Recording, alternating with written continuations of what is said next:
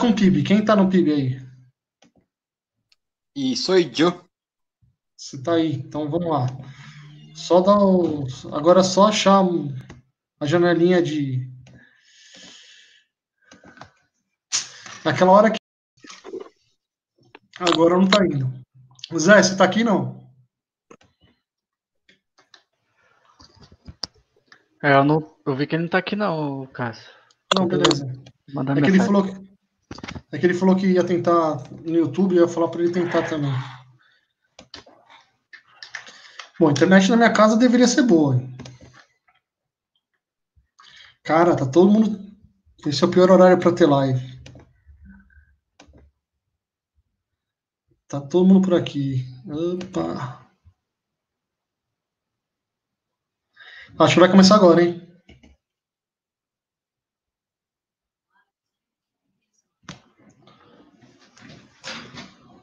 Vamos começar agora o boletim de setembro do grupo de pesquisa sobre desenvolvimento, economia e política econômica da PUC São Paulo, o DEPPUC. A apresentação geralmente é do nosso coordenador, o Thiago, mas ele não pôde estar aqui com a gente hoje, então a gente vai tentar suprir essa ausência dele. Eu passo a bola agora para o Rodolfo para fazer a primeira apresentação da noite, que é do PIB. Aí, como sempre, a gente tem todas as publicações do DEP, né, o time do DEP, do PIB. Aí, como sempre, a gente tem todas as publicações do DEP, né, o time do DEP, boletim mensal e os índices que a gente monitora. Rodolfo? Obrigado, Cássio. Boa noite a todos. Vou falar um pouquinho sobre o PIB, né? O PIB do segundo trimestre, muito aguardado, porque a partir dele que muita gente ia tentar entender um pouco do que aconteceu com a economia brasileira por conta da recessão do Covid, né? Principalmente das paradas bruscas que vemos aí a partir de abril, principalmente.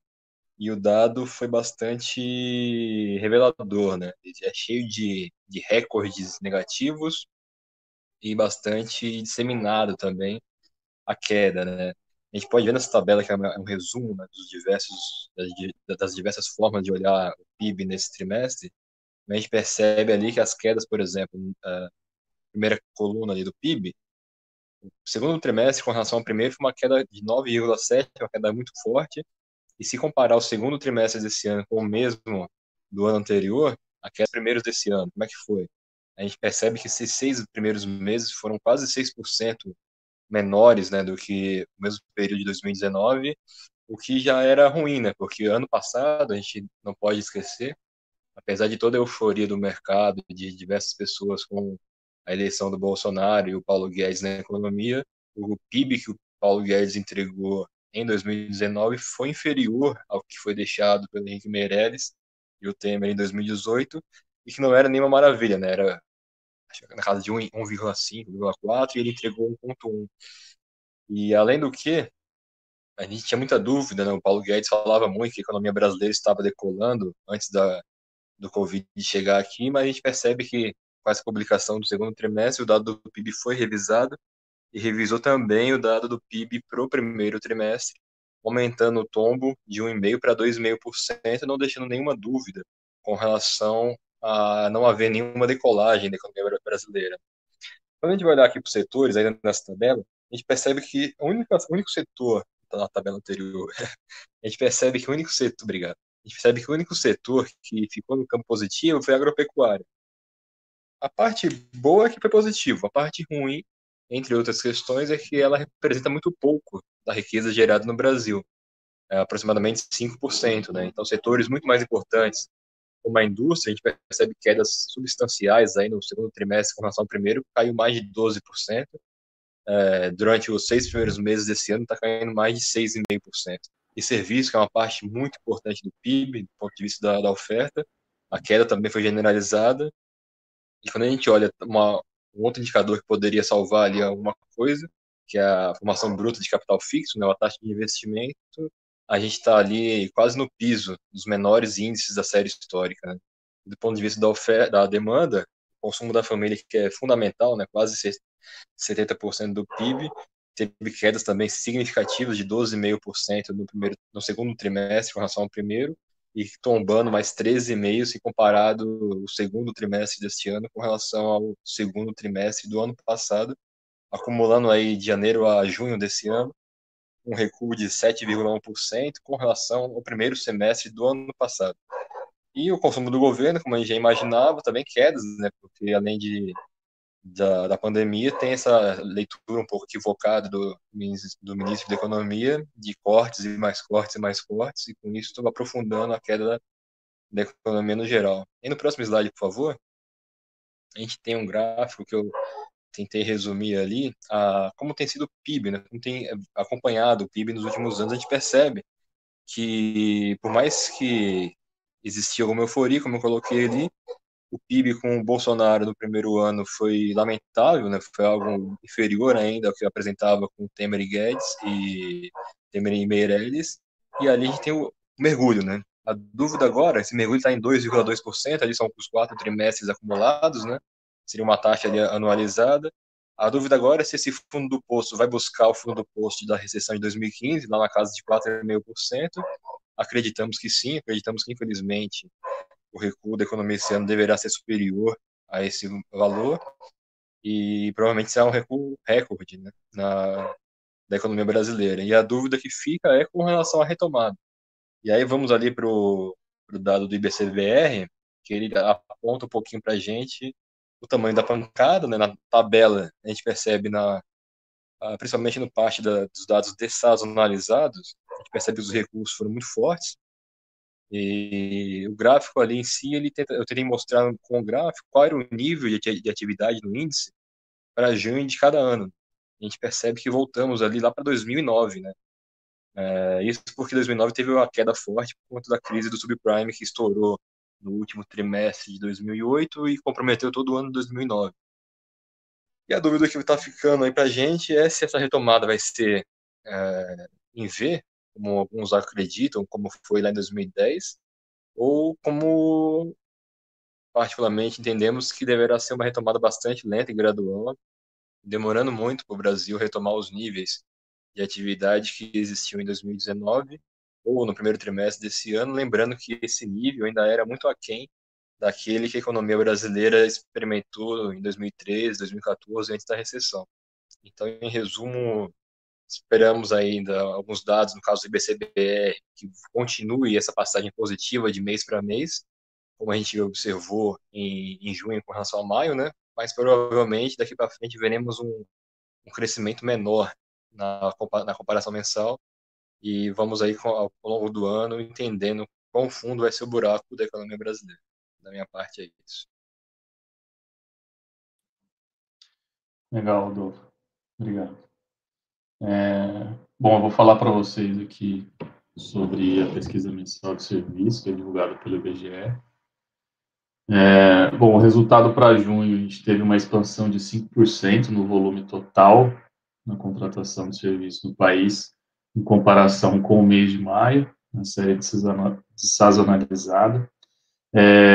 A gente tem o primeiro resultado positivo depois de 4 meses. Né? Janeiro teve uma ligeira expansão com relação ao dezembro, foi 0,4% só.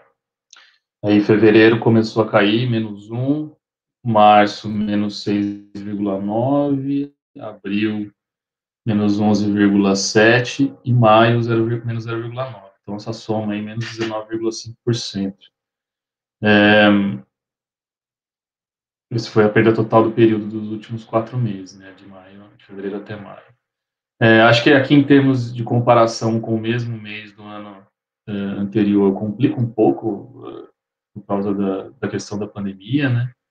Então, a gente tem um recuo aí de menos, um recuo de 12,1%, né? Então, assim, bem distinto mesmo, são realidades bem distintas. Enfim.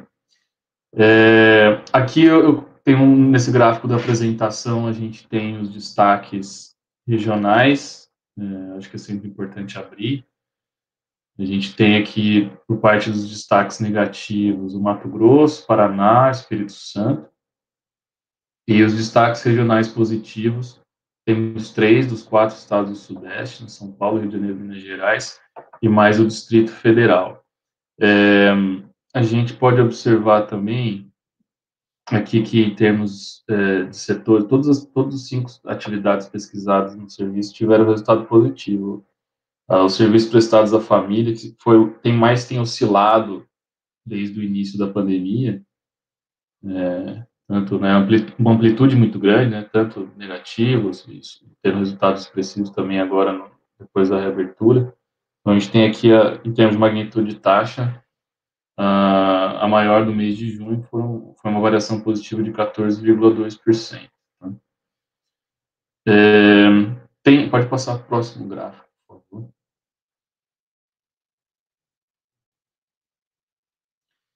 Esse é um caderno, é uma seção especial que tem nos comentários da pesquisa do IBGE, que eles estão fazendo com relação às empresas de turismo, que emprestam serviço na área de turismo.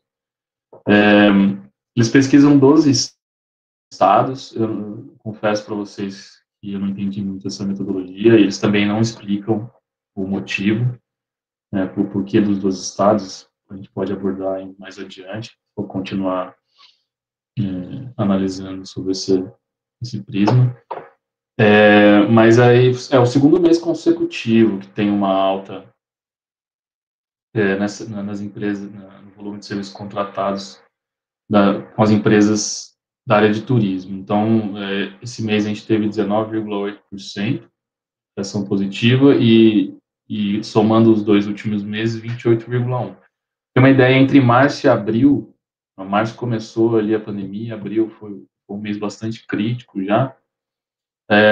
As empresas que prestam serviço nessa área, principalmente transporte aéreo de passageiro, restaurante, hotel, tiveram uma perda de 68,1%, foi bastante grave, bem considerável, e agora com um ambiente aí mais aberto, o pessoal já abandonou há um certo tempo assim, os seguros com as medidas de isolamento e tal. Então, a tendência é que a gente tenha resultados nesse nível, né? 2 casas aí, com exceção de todos os 12 estados pesquisados, só Bahia e Pernambuco ali que tiveram um dígito. Mas os outros estados pesquisados tiveram um resultado bastante expressivo. Lógico, lembro aqui que muito em função da baixíssima base comparativa. Isso é uma coisa que a gente está lidando com esses índices mês a mês aí, variações da mesma forma como foram muito baixas no início, agora também muito altas, porque a gente está sempre comparando com o mês anterior. Bom, a gente pode passar para o comércio agora.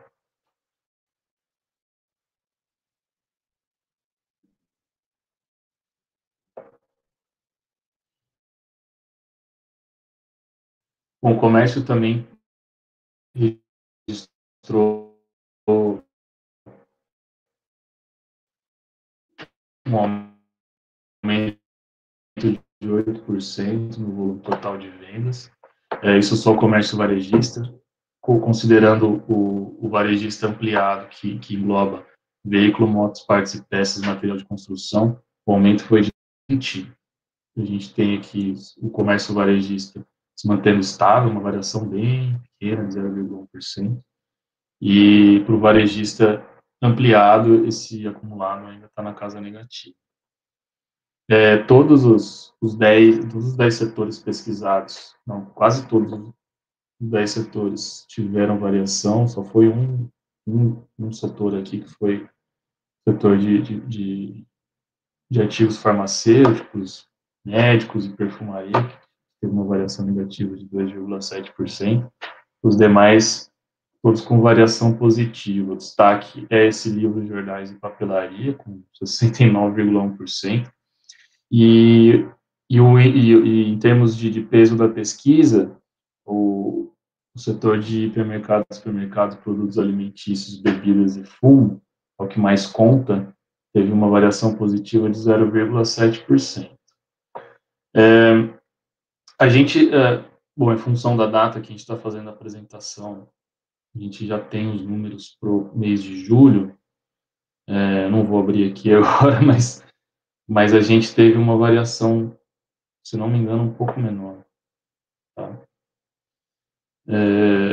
Também não sei de cabeça agora, vocês me desculpem, mas a gente vai tratar isso na próxima apresentação. Para quem está acostumado a lidar com para quem está acostumado a assistir já as apresentações ou que lê o boletim, a gente tem um proxy, na verdade uma prévia, na verdade, dos índices divulgados pelo IBGE, que é o índice Cielo que a gente está trabalhando. Pode puder passar para o próximo slide.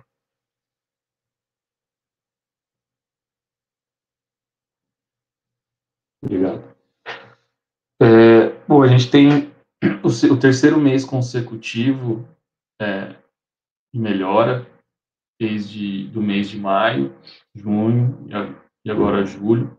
Na verdade, a metodologia é um pouco diferente, para quem ainda não conhece, que é sempre comparado com o mesmo mês do ano anterior, ele não faz aquele acompanhamento mês a mês.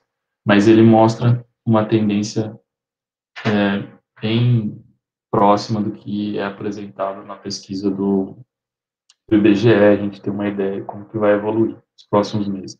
Mas então, nessa série, já em valores reais, então, o mês de julho, comparado com julho de 2019, teve uma queda de menos 19,9%.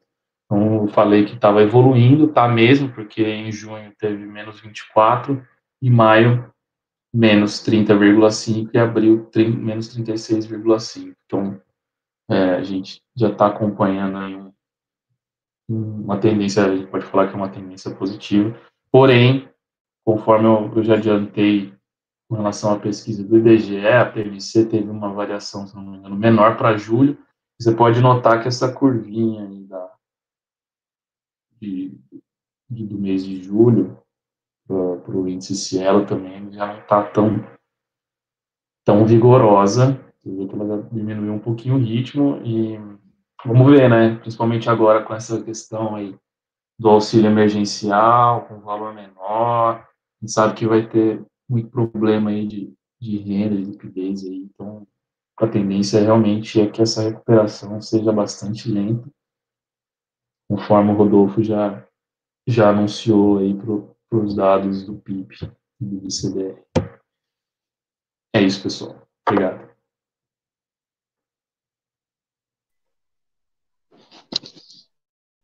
Boa noite, meu nome é João. Eu vou falar a respeito da produção industrial, também publicada pelo IBGE,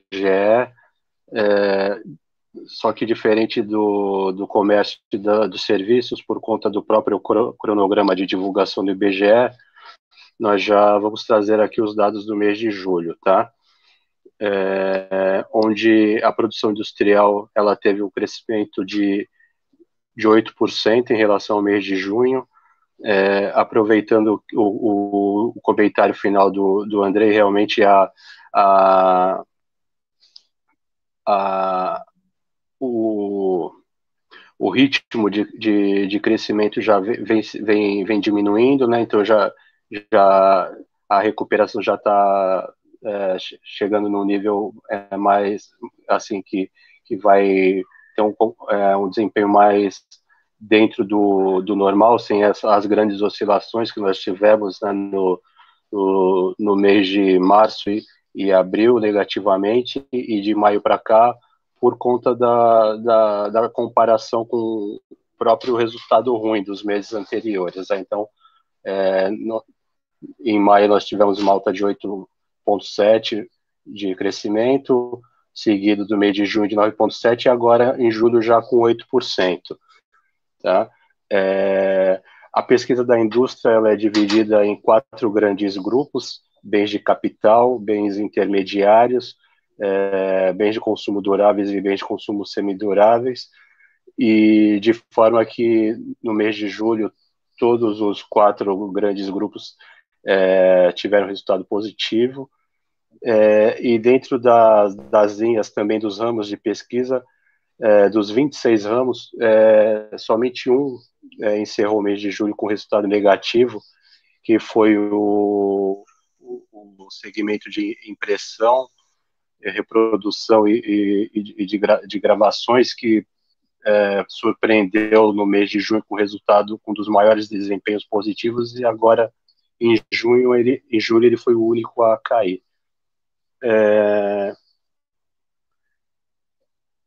Dentro dos segmentos que tiveram maiores destaques no mês de julho, continua o segmento de fabricação de veículos automotores, reboques e carrocerias, que cresceu 43%, quase 44%, 43,9%, seguido por artigos do vestuário e acessórios, produtos diversos e a fabricação de produtos têxteis.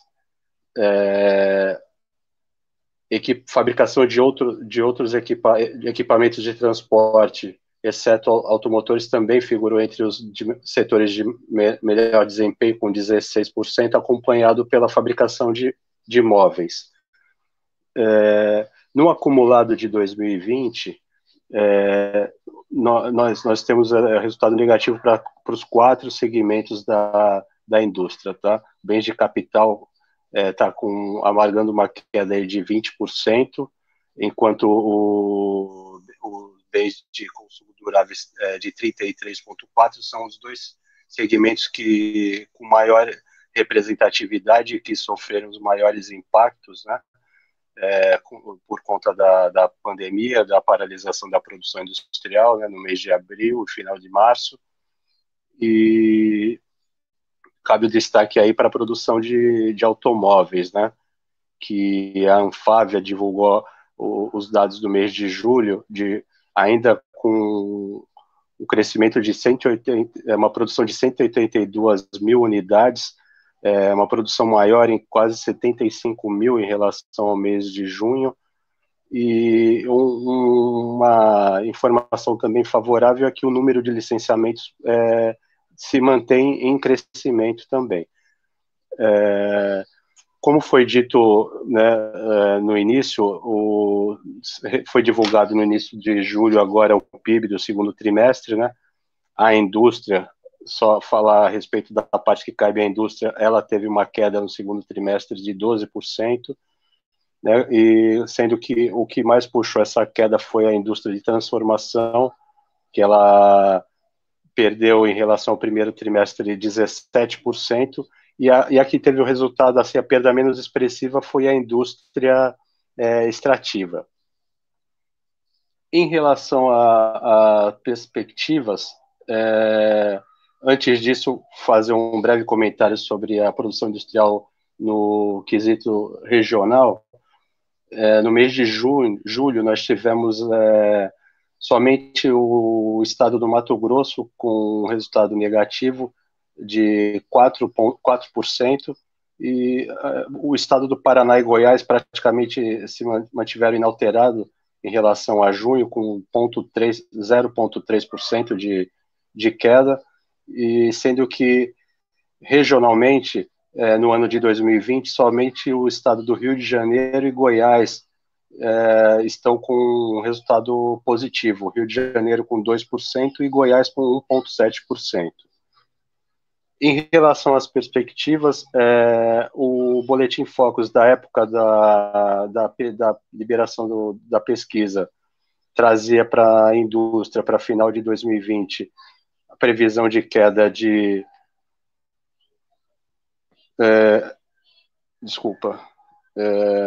6,38%. Nesse último Boletim Focus, no Boletim Focus do dia de 31 de agosto, trazia uma queda de 7,35% para 2020.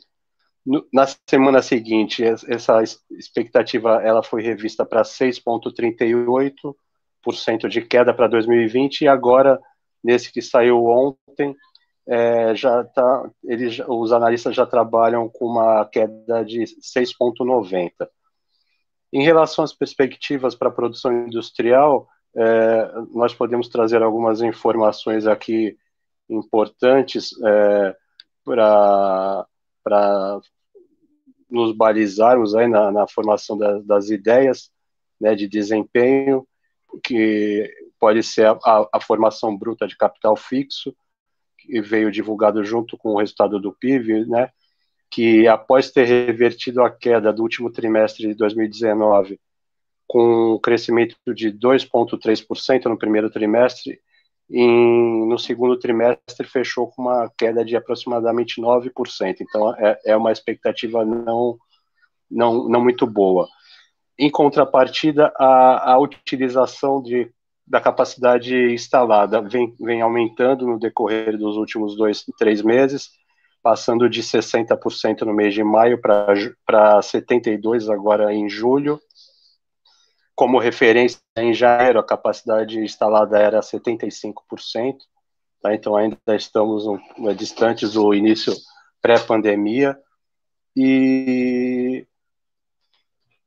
um índice divulgado recentemente, né, pela Confederação Nacional das Indústrias, que mede o índice de confiança do empresariado, que também é uma informação otimista, né, satisfatória para o setor da indústria, né, que traz que o índice um aumento em relação ao mês de agosto de 57 pontos para 61,6 pontos de expectativa do empresariado. Esse índice ele é formado pelo índice de percepção, né, que é o que eles estão achando do momento atual, e pela expectativa para os próximos meses. Então, esse fator aliado ao aumento da utilização da capacidade instalada, podemos entender que são dois fatores positivos aí. E, por fim, eu gostaria de trazer também o comportamento da série da média móvel trimestral da produção industrial, que com a média móvel trimestral encerrada em julho da produção industrial, ela atingiu 8,8%, depois de revertendo aí um resultado negativo desde novembro de 2019, que esse dado vinha caído. Então, também já é um outro ponto favorável para a produção industrial aí para os próximos meses. Quem sabe colaborando para chegar nesse número aí próximo ao do Boletim Focus, né, de uma queda para 2020 de 6,90. Tá bem? Obrigado, uma boa noite.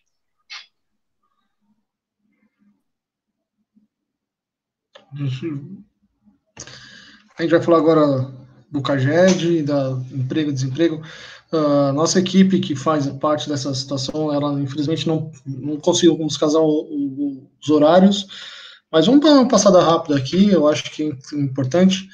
A primeira coisa que salta aos olhos quando a gente faz as pesquisas do desemprego é o número saldo negativo de mais de 1 milhão de impostos formais perdidos. Isso é muito grande. O Brasil geralmente, mês a mês, ele tende a crescer, ele tem saldos positivos de criações de postos de trabalho, mas por conta da pandemia tem um saldo negativo de um número expressivo, 1 milhão. Julho, pelo menos já começou uma pequena recuperação, não é que começou, mas já teve uma pequena recuperação, mais ou menos 130 mil reais, 130 mil postos de trabalho, postos formais foi o saldo, né, entre as demissões e os desligamentos. Você tem uma ideia do perfil e por onde do perfil das contratadas e os segmentos de onde eles foram contratados. Chama atenção a indústria em geral, mas o que chama mais atenção aí de tudo são os serviços. Os serviços são um setor que emprega bastante e ainda continua com mais de quase 16 mil de postos negativados. E a agricultura, mesmo tendo o PIB crescendo, né, como a gente teve no começo, também tem uma geração de empregos aquém ainda da indústria, por exemplo, da indústria. Vamos passando para o próximo. Próximo slide, por favor. Aí a gente tem a questão de onde foram, né, das regiões dos países, a criação dos empregos, e sempre o dado bem interessante, que é a questão da reforma trabalhista, né? Foram 11 mil, quase 12 mil desligamentos por acordo que foi feito agora, e o saldo da contratação de trabalhos intermitentes e o regime parcial, que foi feito agora para essa última reforma. Mais um próximo slide, por favor. Essa daqui é bem interessante, que ela pega agora a questão da Covid, né? A gente está tendo uma redução de 3% na ocupação, e a população desocupada está aumentando bastante. As pessoas afastadas está diminuindo um pouquinho, porque já estamos retomando, né? E aí não vamos fazer questão de era o momento, se tinha que ter parado mais, se tinha que ter. Não é isso que a gente está falando, a gente está tendo uma retomada, e a gente começa a ver isso daí, uma taxa de informalidade também crescendo.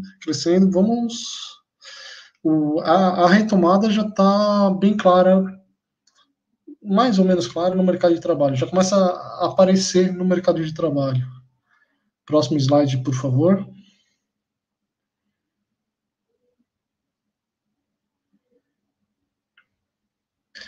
E aí são os indicadores selecionados pela PNAD, que a gente tem a tabela, mês a mês, nesses 3 últimos meses, a variação, que é uma situação diferente que está sendo da pesquisa, de como está sendo a metodologia. É bem legal a gente ter um acesso a esses números e ficar claro isso daí. Eu vou agora passar a bola para o pessoal de inflação. Foi só de novo, foi rapidinho aqui a questão do desemprego, porque a nossa equipe não está presente.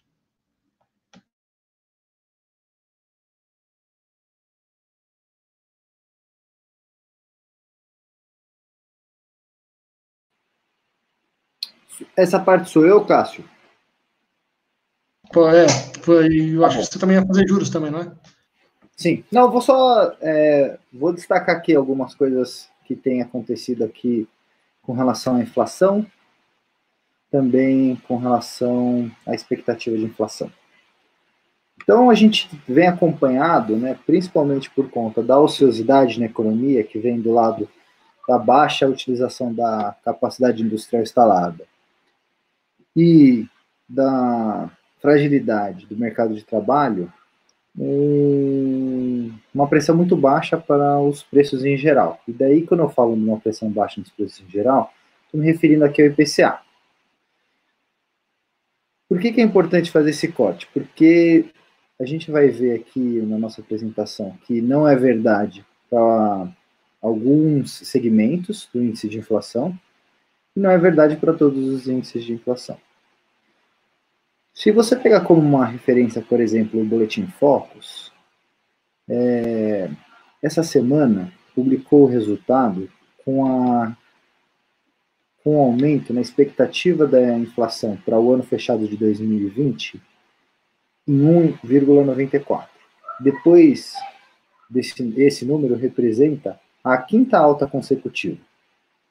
Então, o que isso está dizendo para a gente? Diz para a gente que é uma inflação que é baixa, mas que alguns agentes já começam a enxergar aí um aumento em relação ao que se esperava anteriormente.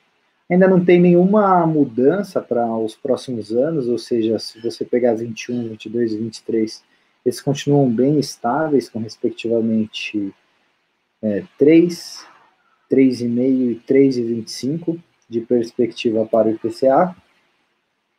Mas se você pegar, que a gente discutiu no passado, dentro do IPCA, né, como eu estava falando, tem algumas histórias diferentes. O maior peso para esse índice de inflação é a parte de transportes. E essa parte, ela está, vamos dizer assim, com um comportamento bem comportado. E a gente tem visto aqui uma discussão, né, que se tornou popular agora em torno dos alimentos da cesta básica, principalmente no caso do arroz, aumentando significativamente. A cesta básica como um todo aumentou e a alimentação dentro de casa aumentou também. Já apresenta nos últimos 12 meses alimentação em domicílio uma alta maior do que 2 dígitos. Então, quando a gente vê o IPCA, que é a principal métrica, e a gente vai usar ele como uma referência depois para falar um pouco de política monetária e taxa de juros, etc., ele não conta toda a história do que está acontecendo na inflação. Agora, isso é verdade também com relação aos outros índices. Por exemplo, o IGPM, que é um índice que é o índice de inflação no atacado, que tem uma sensibilidade maior vindo da parte de juros, ele... Você pode passar a página, por favor, Marcelo? Isso, obrigado. O IGPM está acumulando uma alta de 13% nos últimos 12 meses. Tem alguns momentos em que existe um descolamento entre os índices, né? Apesar de que numa condição de preço equilibrado se espera que os preços na economia eles tenham uma variação próxima um do outro, né? Essa dispersão entre a forma com que os preços variam é já uma coisa sintomática de um processo inflacionário. E também tem uma preocupação muito grande com relação à indexação da economia, né? Você tem muitos contratos que são ligados ao IGPM, e esses contratos aí oferecem um risco adicional de contágio aqui para o processo inflacionário. Então, vamos lá, resumindo aqui o que a gente tem visto de inflação. A inflação segue baixa, porém, tanto na quebra do IPCA, como em outros índices, como é o caso do IGPM, a gente vê um risco de uma inflação surpreendendo para cima, em linha com essas revisões que a gente tem acompanhado do Focus. E daí, acho que, com relação à parte de inflação é isso. Na próxima página, a gente faz uma brincadeira aqui de que a política monetária não é só Selic, e eu já entro na parte de juros. A gente tem praticado um juros historicamente baixo, o Banco Central mantendo aí a taxa Selic baixa, e a gente tem visto uma sensibilidade muito baixa da atividade em geral a essa taxa de juros, que é uma coisa que a gente vinha discutindo aqui e já era esperado. Então a gente chega no momento em que a impressão que se tem é de que a Selic, como ferramenta de política monetária, ela foi usada até a sua exaustão. E agora o mais importante, talvez, para a gente ter esse suporte a uma retomada na economia, seja lançar mão de outras políticas monetárias de forma a incentivar o uso do balanço dos bancos, a exigência dos compulsórios, de forma a você reduzir o spread de crédito.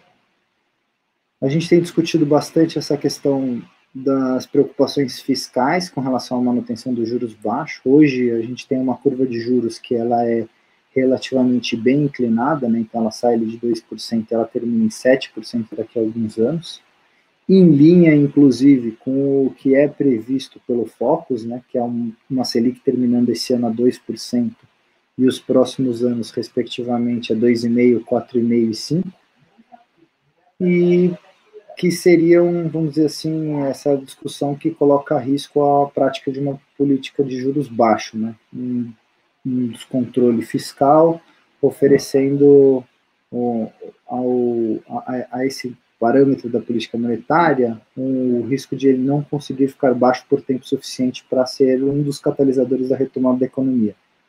Acho que o que a gente tem discutido aqui no boletim com relação a esses pontos é que, assim, apesar de um endividamento estar acontecendo, a gente entende que ele é muito importante, essa expansão do fiscal, não só por conta de uma questão social e humanitária, nesse momento da pandemia, mas também vai ser muito importante para que a economia consiga recuperar a sua atividade e, a partir daí, fazer algum sentido você ter uma taxa de juros que sirva como uma referência de longo prazo mais baixa, que é um dos pilares que o Banco Central tem focado aqui, a sua política monetária. E com isso eu concluo aqui essa parte de inflação e juros, e passo a palavra para o próximo colega, Marcelo, acredito. Boa noite, obrigado, Zé. Nós vamos tratar aqui da parte do tema do crédito, que a gente divide em dois blocos, que é o crédito do Sistema Financeiro Nacional e fala do mercado de capitais. Esse quadro, ele resume um pouco as informações que foram divulgadas aí pelo Banco Central, que é relativo ao mês de julho, né? Então, a gente tem tido um aumento seguido aí do saldo do crédito do sistema financeiro, que hoje está em 3 trilhões e 600, né? Segunda melhor variação do ano. Aí. A gente teve, pelo segundo mês consecutivo, uma variação positiva quando a gente segmenta entre carteira de pessoa jurídica e pessoa física. A pessoa física foi pelo segundo mês pós-pandemia, aí, com uma variação positiva no seu saldo de quase 1%. E teve um crescimento aí de 1,20% da pessoa jurídica. Esses dados são agregados, isso a gente vai ver o motivo desse crescimento mais significativo nesse mês da pessoa jurídica. Quando a gente segrega entre recursos livres e recursos direcionados, a gente nota o destaque do mês de julho, como a gente já vinha sinalizando no mês anterior, para os recursos direcionados, que a pessoa jurídica teve um crescimento de 2,5%, e aí com destaque ao primeiro mês, que cheio, que a gente tem o programa das operações do Pronamp, né? Que foi um programa, um dos programas que foram revisados aí para fazer frente a uma melhoria para a micro e pequena e média empresa, como a gente pode ver no segundo gráfico, e o que a gente vem destacando, só pelo fato da entrada do Pronamp, que ele começou no final do mês de junho, então pega o mês de julho completo, a gente já vê pelo esse saldo, esse gráfico por porte de empresa, quando a gente segmenta entre micro, pequena e média empresa e grande, que é a primeira vez desde o início da pandemia que inverte-se a relação assim, que a gente verificava até antes da pandemia.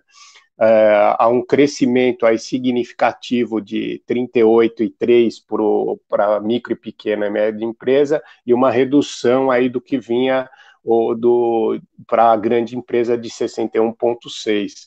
Porque no início da pandemia, o governo, via Banco Central, fez algumas medidas de liquidez, só que o banco, com o receio de risco de crédito, ele direcionou esses recursos para a grande empresa. Então, a gente vinha vendo esse saldo mais favorável para a grande empresa, e com o início do Pronamp, essa relação se modificou um pouco. Então, no segundo bloco que a gente trata, do mercado de capitais. E aí, nesse mês, a parte, vamos chamar assim, da renda fixa do mercado de capitais que a gente apresenta aqui, que são as debêntures e as notas promissórias, ela teve um resultado pífio, né? Você pode ver aí no primeiro quadro de debêntures que as emissões para o mês de julho foram registradas quase 6 bilhões. Isso foi uma queda de 40% em relação ao verificado ao mês anterior, que já teve uma pequena melhora, mas uma baixa. As notas promissórias, então, foram uma emissão de 22 milhões apenas no mês, uma queda de 99% aí no mês em relação ao mês de junho. Nessa medida, então, a gente resolveu agregar mais uma informação, que foram as emissões de ações no ano, né? E aí a gente vê uma robustez aí nas emissões do mês de julho, que no pós-pandemia você tem até o mês de abril que não teve nenhuma emissão, e no mês de julho a gente teve um crescimento aí, um total de quase 14 bilhões aí, um crescimento bem significativo aí. Porém, se você comparar com julho de 2019, ele fica abaixo do que foi verificado em julho aí de 2019, de 25 bilhões aí, então uma queda de 46%. Então, concluindo aí a parte do crédito, o mercado de capitais, a gente nota a diminuição do das emissões que ela tinha na parte de renda fixa, onde o melhor mês foi o mês de abril, e um crescimento aí no volume de ações, muito em conta do aproveitamento dessa suposta recuperação do mercado bursátil aí. Ele recuperou ao que vinha aos meses de ali a queda que teve depois da pandemia, mas então com isso teve um volume aí, aproveitando essa entrada principalmente da pessoa física aí nacional no mercado. Então eles se aproveitaram e teve um volume maior. O destaque do mês do sistema, já o crédito do sistema financeiro, são os programas em função das severas críticas que o governo vinha sofrendo, em função da questão de os recursos que foram disponibilizados pelo Banco Central para aumentar o poder de fogo dos bancos para empréstimo, que estava sendo direcionado à grande empresa. Ele foi pressionado tanto pelo Congresso como pela sociedade para adotar medidas. O Pronamp é uma dessas. Então, o grande destaque foi esse programa que, em grande medida, em última instância, quase 100% da garantia vem do Tesouro Nacional. Então, é uma contradição que no dogma liberal que tem por trás do governo Bolsonaro e do seu ministro da Economia, eles estão tendo que a pandemia jogou esse dogma no chão.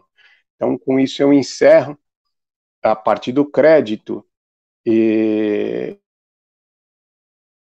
passaria aí para contas públicas, que eu não sei se tem. Vamos dar uma passada aqui rápida em contas públicas, só rapidinho.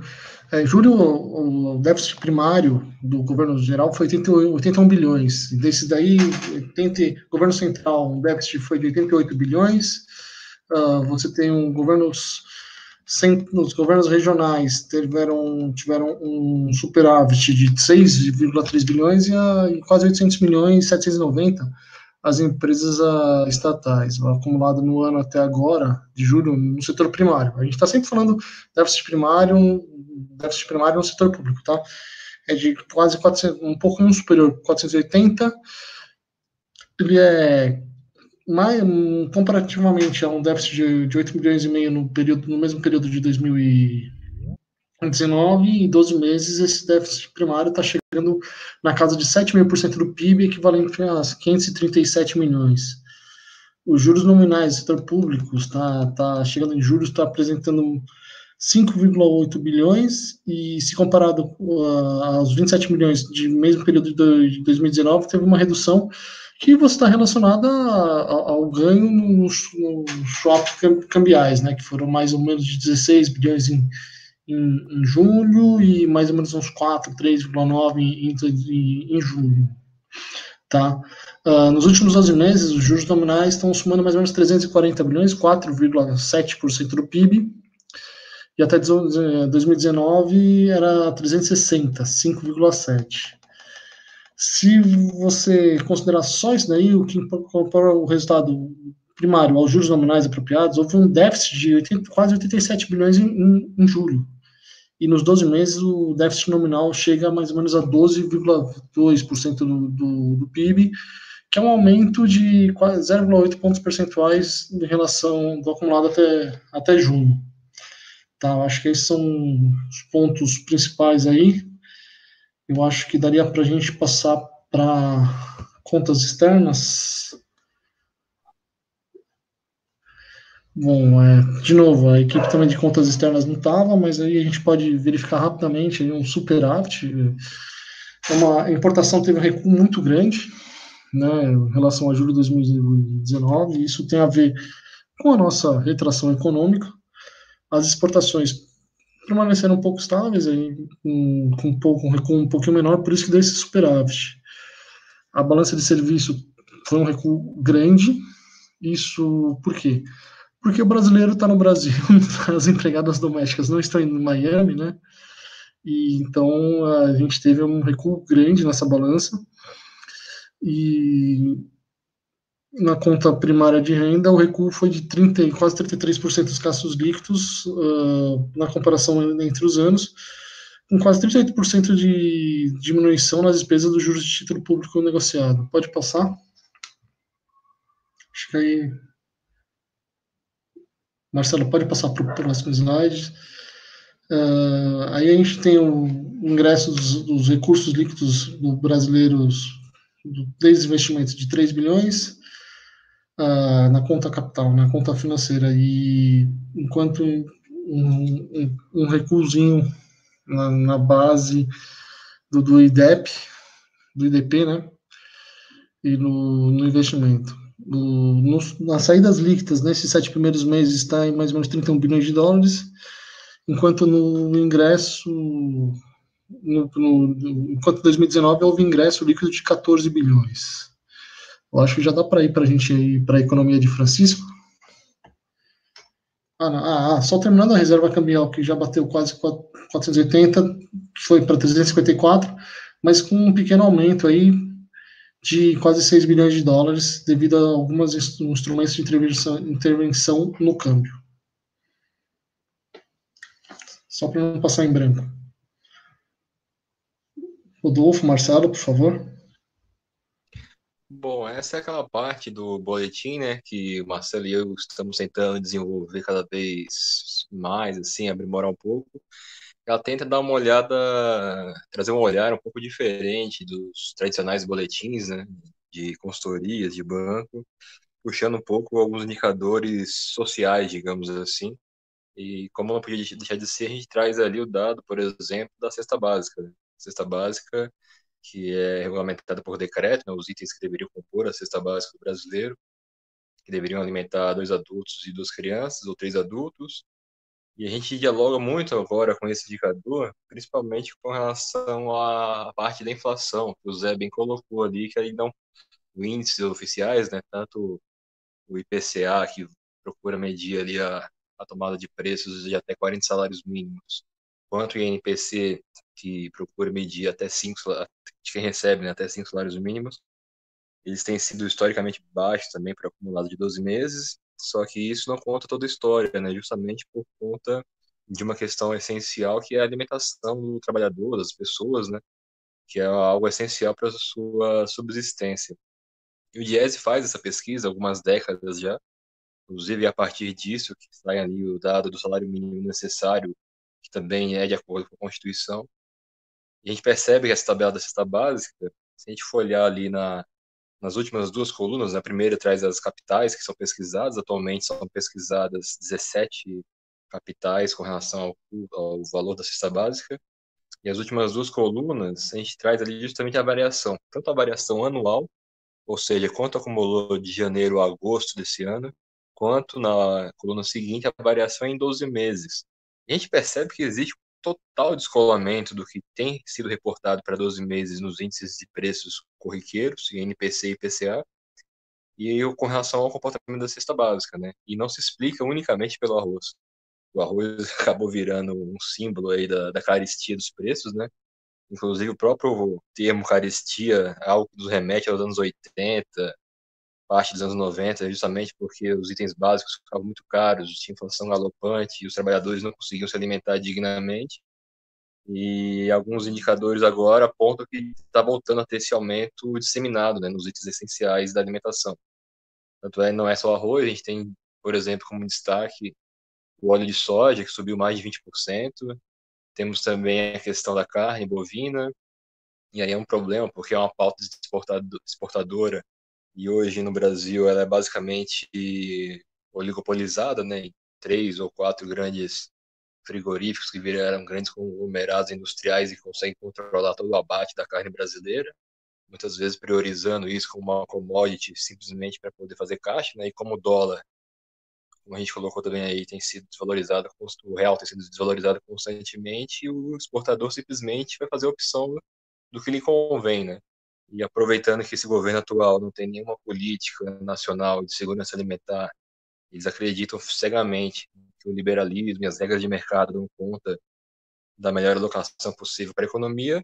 Ao você permitir isso, a melhor alocação do produtor ou do intermediário vai ser onde tem mais lucro. E onde tem mais lucro para o exportador, com esse câmbio, principalmente, é vendendo para o mercado externo. Então, aqueles produtos que têm mercado em outros países, eles acabam sendo mais demandados e o preço interno sobe, né?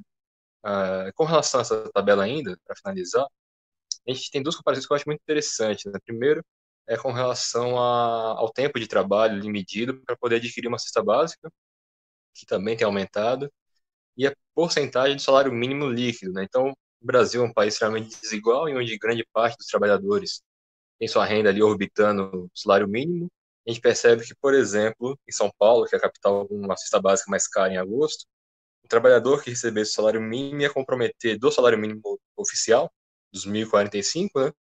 Ia comprometer aproximadamente 55% dele só para adquirir a cesta básica, tendo que ficar aí com 44% de alguma coisa para poder subsistir para todos os demais itens essenciais da reprodução humana, que é praticamente impossível, e só reforça a importância, primeiro, do governo rediscutir uma política nacional de segurança alimentar, voltar a dar o peso que deveria dar para o CONAB, voltar a dar o peso que deveria dar para a agricultura familiar e para as compras dos pequenos produtores, e, em segundo caso, rever também uma política de prioridade nacional das compras, né? Em diversos países, principalmente agora na pandemia, ao perceberem que o mundo entrava em colapso com relação aos fluxos comerciais, priorizaram itens essenciais das suas populações, ou proibindo ou limitando as exportações para não ter nenhum tipo de desabastecimento.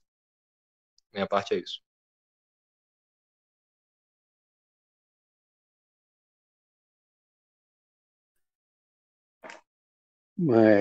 Um segundo ponto que a gente trata aqui na parte da economia de Francisco são alguns temas para a gente fazer uma reflexão do tamanho da desigualdade do país, né?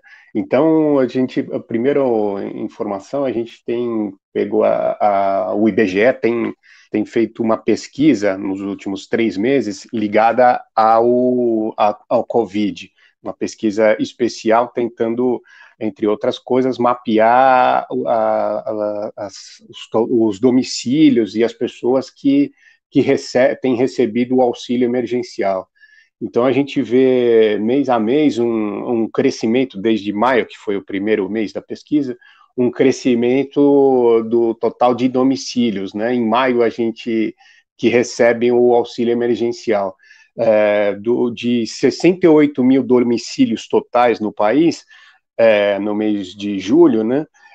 30 mil recebem, algum integrante da família recebe, 68 milhões e 30 milhões. Algum integrante da família recebe o auxílio emergencial. Então, começou em 26 milhões no mês de maio e já chegamos a 30 milhões.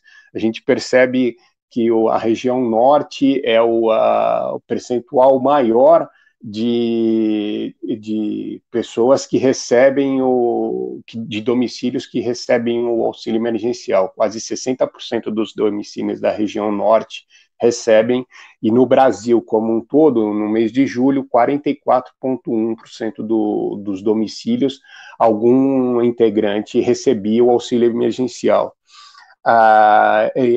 Esse auxílio até o mês de julho, esse número deve diminuir em função da redução de 600 para 300 reais que vai ter do benefício, estava na casa dos quase 900 reais no mês de julho. Ele teve um crescimento mais significativo no primeiro mês e diminuiu um pouco de 1,2 de junho para julho. A região norte, novamente, é onde tem o maior valor médio do auxílio emergencial de R$ 973. Um outro dado interessante é que da estimativa do IBGE que tem lá, é que no mês de julho, nós atingimos uma expectativa de 107 milhões milhões de pessoas que foram alcançadas pelo auxílio emergencial. Isso já representa 50,7% da população total do país.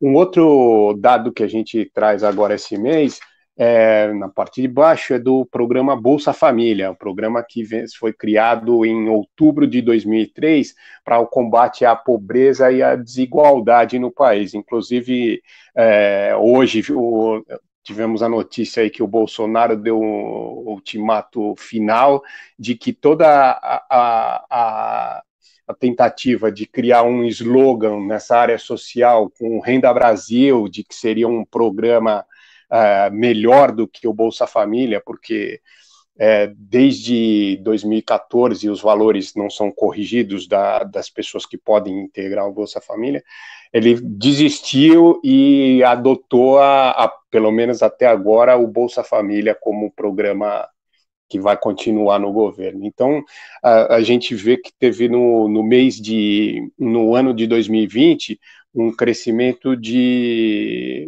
mais de 1.100.000 famílias que foram beneficiadas. Em dezembro de 19, você tinha 13 milhões de famílias, e hoje a gente está com 14.200, com o último dado do mês de junho. Então, no mês de agosto, foram beneficiadas 14.200.000 famílias que receberam o programa do Bolsa Família, e esse benefício médio, em agosto, ficou em R$ 191. Então, com isso, a gente encerra a parte aqui da economia de Francisco. Obrigado.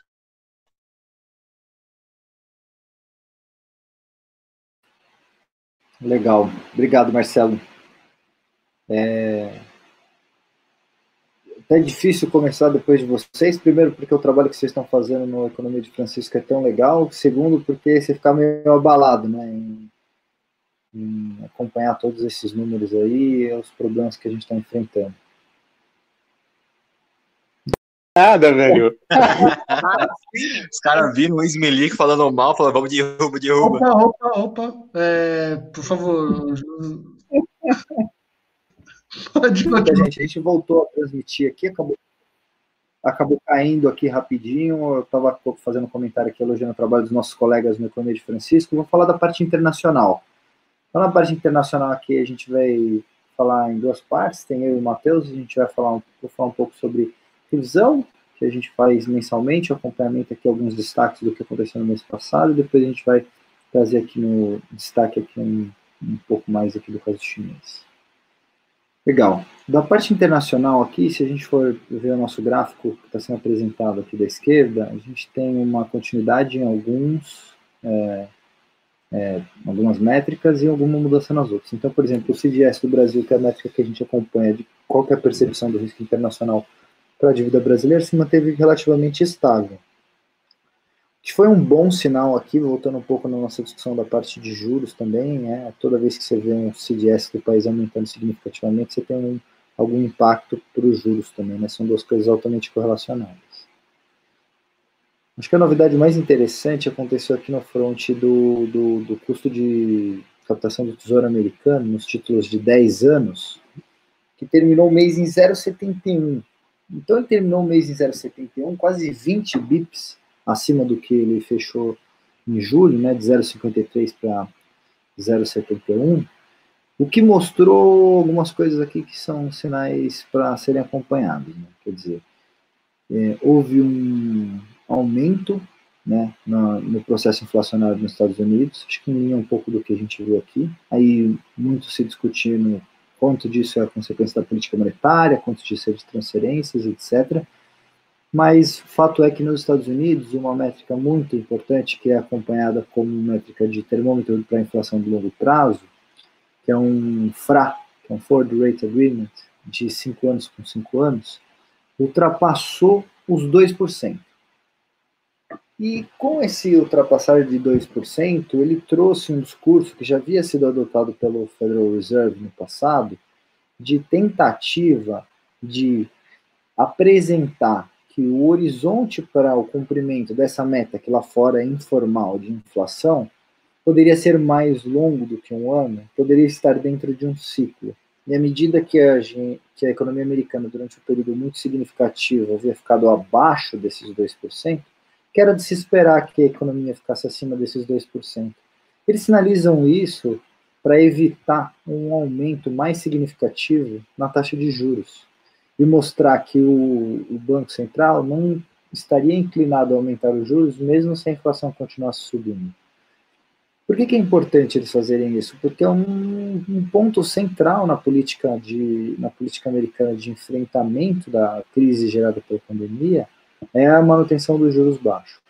A gente falou aqui dos diferentes impactos que isso tem em termos de desigualdade e em termos do impacto que tem para diferentes setores, mas fato é que essa política tem sido adotada, e mesmo com esse discurso do Federal Reserve, o fato de esse índice de inflação, né, de longo prazo, ter subido acima dos 2%, e de a China ter anunciado aí uma intenção de continuar reduzindo a quantidade de títulos da dívida que ela detém, o mercado levou essa taxa de juros para 0,7, o que para a gente é uma coisa preocupante, porque pode ter impactos significativos para o Brasil.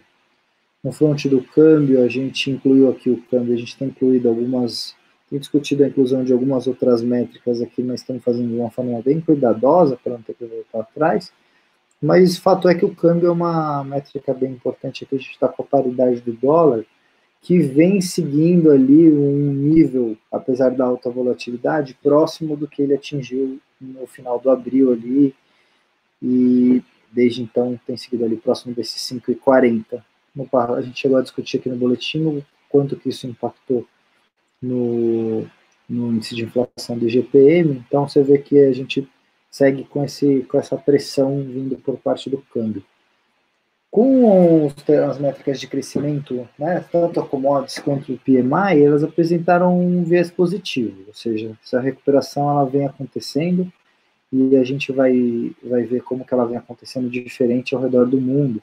Mas tanto na parte de commodities, você teve uma apreciação das commodities, que indica um aquecimento maior da economia e uma demanda maior para esses ativos, e do ponto de vista da produção da manufatureira no mundo, a gente chegou agora com esse índice em 56, ou seja, a gente esse índice está sugerindo uma expansão com relação ao mês anterior, maior do que o que a gente já teve aqui na série. É claro que a gente vem de uma base bem baixa, mas é mais um símbolo que mostra a forma com que essa recuperação tem acontecido. Acho que com isso, né, com essa parte internacional aqui, a gente passa para a avaliação de China. Então eu vou falar para o Matheus aqui fazer os comentários dele. Obrigado. Bem, boa noite, obrigado. Então, vou falar aqui um pouco da economia da China, né?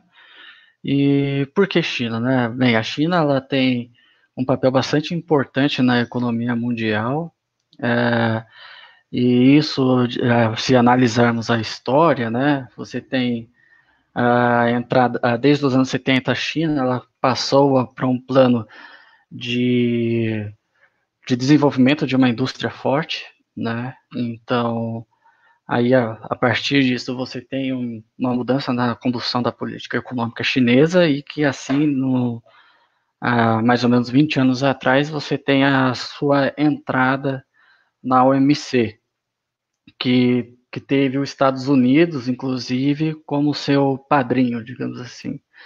E o resultado disso foi um aumento no superávit da conta corrente chinesa, que proporcionou um grande impulso no crescimento econômico a partir de então. E a partir disso, o que eu gostaria de falar seria mais sobre o gráfico à direita, né, que a gente pode observar, lembrando que a China ela está vindo de um contexto, ela está vindo e está em um contexto, primeiramente, que no ano passado ela enfrentou uma guerra comercial com os Estados Unidos, né, e isso teve um impacto bastante significativo no PIB chinês, no encerramento do PIB chinês em 2019, e também lembrando que agora a China no começo do ano, ela foi o primeiro epicentro aí da crise de coronavírus, né? Foi de lá que surgiu o vírus, e então a pandemia surge a partir daí.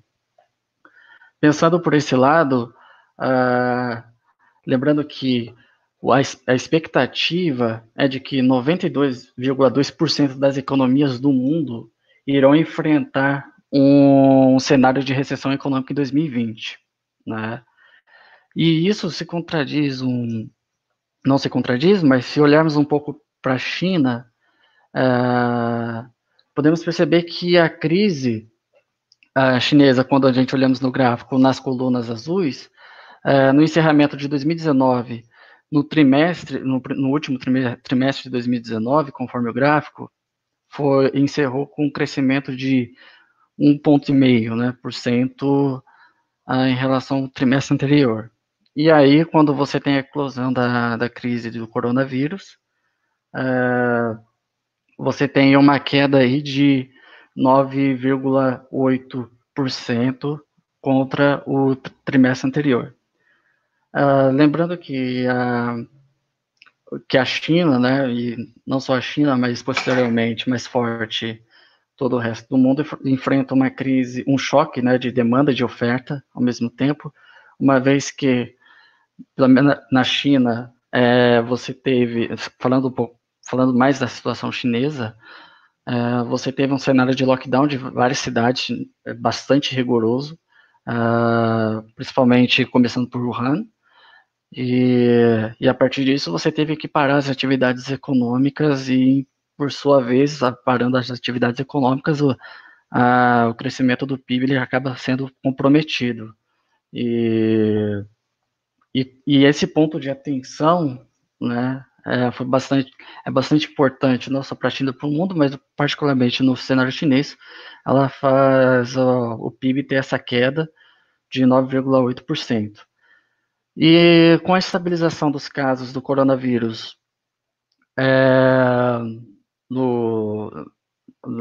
na China, você também consegue ter uma retomada da economia com a flexibilização do lockdown, e a partir disso você consegue retomar as atividades econômicas. E aí, se você comparar com o segundo trimestre de 2020 contra o primeiro trimestre de 2020, você tem um crescimento de 11,5%. Lembrando, pontuando que, embora a gente tenha entendendo que a base seja relativamente baixa, né, para a gente comparar,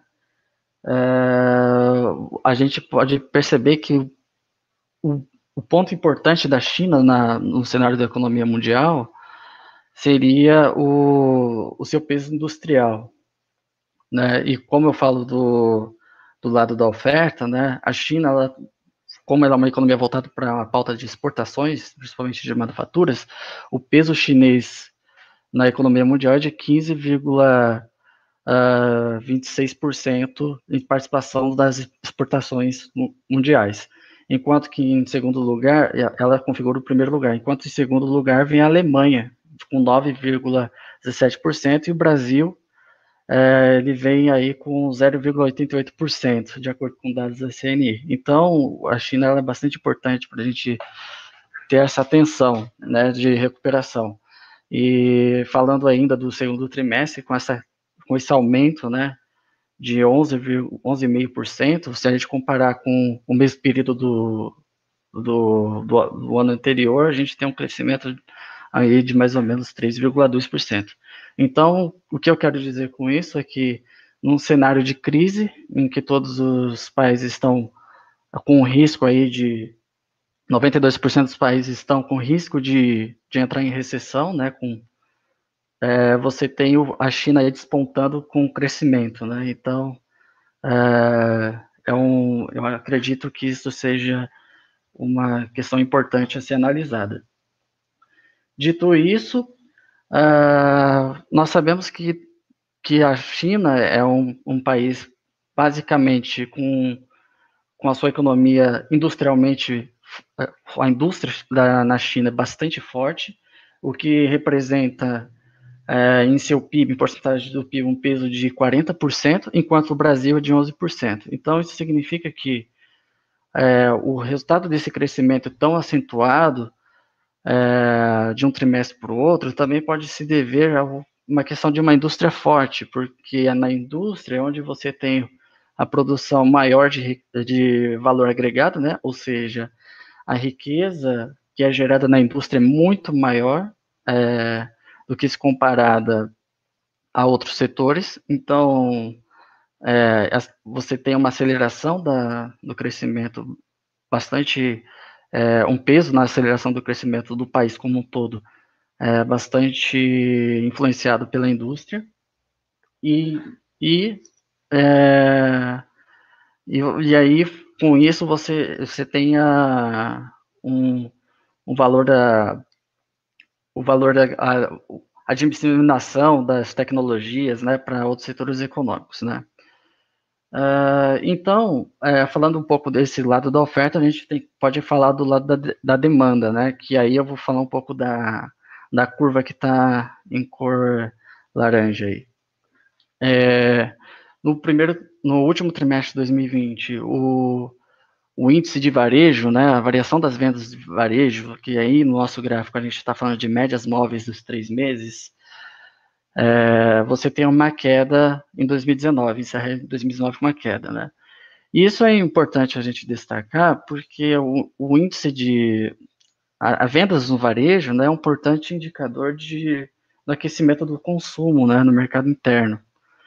E basicamente aí em 2 trimestres você observa uma queda do varejo na China, né? E, por exemplo, no último trimestre de 2019, você tem uma queda de 4,03%, e no primeiro trimestre de 2020 você tem uma queda de 9,43%. Isso a gente pode associar bastante a questão do lockdown também, né? Com certeza, a pandemia, você restringe as pessoas, as políticas de contenção da pandemia, você restringe as pessoas para dentro de suas casas, e especialmente na China, como disse, foi bastante rigoroso no começo e que favoreceu a estabilização da disseminação do coronavírus, né, na China. Mas embora a gente observa que no segundo trimestre de 2020 a gente tem um crescimento na venda do varejo contra o primeiro trimestre de 2020 de 7,67%, ao a gente comparar com o ano anterior, no mesmo período do ano anterior, a gente tem uma queda de 1,1%. Então, é possível perceber que isso é uma questão importante, porque um dos mecanismos, né, que fazem a tomada de decisão para que o investimento aconteça e assim o crescimento sustentável ao longo do tempo aconteça de forma consistente, com base na expectativa de receitas futuras, né? Então, é claro que envolve mais variáveis, como, por exemplo, a taxa de juros, mas a expectativa de receitas futuras, é uma questão de percepção do consumo futuro das famílias, né? Então, olhando no gráfico aí, você percebe que as vendas do varejo não está indo bem, né? E isso pode ser um ponto de atenção ao olharmos para a China, né? Dito isso, né, algumas notícias importantes aconteceram nessas últimas semanas que vale a pena a gente retomar. Seria, por exemplo, o Xi Jinping, né, o presidente chinês. Ele anunciou não, mas ele pediu, né, que os planos de retomada de desenvolvimento do mercado interno ele aconteça o mais rápido possível. Lembrando que após 2008 você tem um reinício, né, de também acompanhado pelos Estados Unidos por repatriamento, né, dos polos industriais e desenvolvimento do mercado interno. E aí a China agora ela está, ao que parece, vai querer priorizar mais ainda essa questão, né? Ao invés de somente manter a sua política econômica voltada para a pauta de exportações, né? Então, por esse motivo, olhando todo esse peso chinês, né, e esses eventos que andam acontecendo na economia da China, a gente pode, com certeza, esperar que nessa escuridão da pandemia do coronavírus que causou em todos nós, as lâmpadas podem ser chinesas, de origem chinesas. Então, assim encerro a minha parte e obrigado.